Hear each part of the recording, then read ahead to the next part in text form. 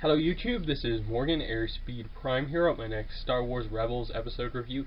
This one's going to be for Season 3, Episode 8, The Iron Squadron. So, getting straight into the review, I thought this was just another, good, solid episode of the show.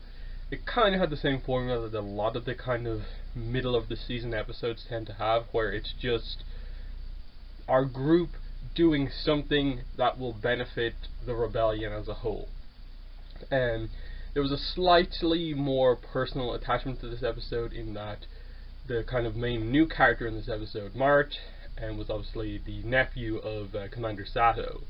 And that was interesting, a little bit of backstory there about how Sato's brother was killed, but Mart is still around, but has kind of been out on his own doing this with his friends in the Iron Squadron. But I still think by the end of the episode it wasn't the most important episode, just because these characters, while I think they will come back and they will be part of the rebellion going forward, and we could get some very fun episodes going forward with them because they are, younger characters, similar in age to Sabine, to Ezra.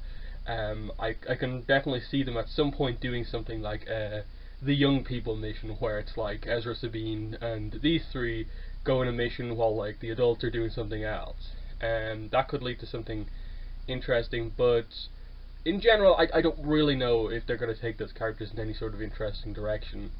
There was some nice foreshadowing at the end of the episode with Sato obviously on the battlefield for the first time in a while, and Thrawn also coming onto the battlefield as well. Obviously still not yet making his move, but over the comms, obviously the two of them talking to each other, very much kind of setting up some sort of a rivalry in that basically these two are the kind of commanders of either side of this conflict at this point in time. Obviously, like, there's people higher up than Thrawn, but in general these are the two kind of big people involved in this conflict. So that was definitely interesting to see. I don't know if it really meant all that much, but at some point I assume there's going to be some sort of a big battle. Sato will be on the battlefield, Thrawn will be on the battlefield, and we'll see how the more or less the entirety of the rebellion does against a good amount of the Empire, and that will kind of potentially mark the start of this being a proper full-scale war, I suppose, between a notably sized rebellion versus the Empire. And the Empire might have to reevaluate how they treat their rebels, not just as a kind of splinter group, but as like an actual faction that could do some damage if they don't fully take them on. But again, that's just me speculating about stuff that happened before. That's not really related to this episode. So the core of this episode, the Iron Squadron, is Mart, Gucci, and Yonner, I think are the characters' names, and their droid R3.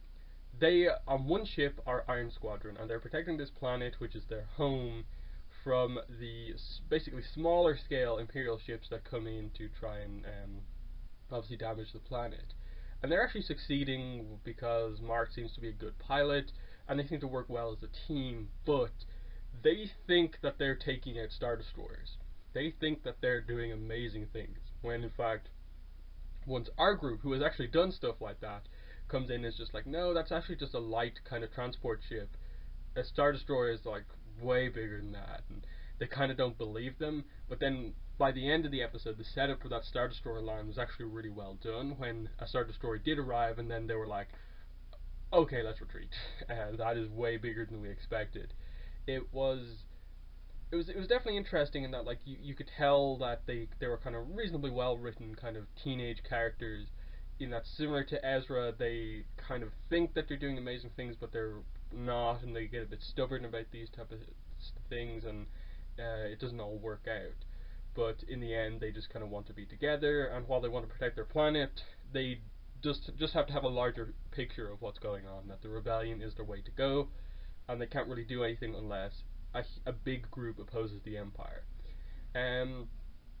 Character-wise, you don't get a ton from really any of them. Like with Mart, of course, because he's the key important character, you get the idea that he's the stubborn one, he stays behind, he's got a little bit of kind of heroism to him in that he was willing to stay behind to kind of sacrifice himself to let the others get away, but there was also a level of stubbornness to that, in that it was just him being the one of the three who was unwilling to leave. But they made a counterattack and they managed to save him. It was a pretty cool sequence, you know, the threat of the mine bomb on his ship as they arrived, them quickly figuring out the two droids, getting rid of that, the setup of the kind of signature attack of the Iron Squadron as well, that they tend to kind of go in fast over whatever ship it is, drop their cargo into the ship and do so damage that way, and then by the end they do a proper, you know, version of that attack where they actually have bombs attached to the cargo, and that actually does some damage and takes down Constantine's ship. So that was interesting. You know, a little bit you got a dynamic between Constantine and Thrawn, and that Thrawn was trying to test him, and it didn't work in the end. But you know, they didn't do all that much there. Like this definitely was probably one of Thrawn's weaker appearances, in that outside of the little communication with Sato, this wasn't necessarily the most important kind of episode for him to be involved in that how much, like, tactically did he really learn from this battle, and like what was his aim overall in this thing, like sending him out? Was it really just a test for Constantine to see if he's any good? I'm not really sure, like, what the results of this episode will be for Constantine. Will Thrawn have a new Imperial officer he'll be ordering around to do things, or what? That It's just little things like that the episode didn't fully come together exactly the way it perhaps should have. But as I said, the action was quite good. You saw like Guti and Yonner kind of come onto the Ghost ship, and they were working quite well with them. And you can tell that they're going to be fun if we do get them on another mission. It's just all about when to show the size that they want to use these characters. So that's, I think, more or less all I want to say about this. You know, you got a nice emotional moment at the end where you got the reunion of Sato with his nephew Mart, and it was just a nice moment. You can tell that, you know, they've been separated for a while, but Mart is just now happy to have a member of his family there, and Sato's happy that he's kind of found them again.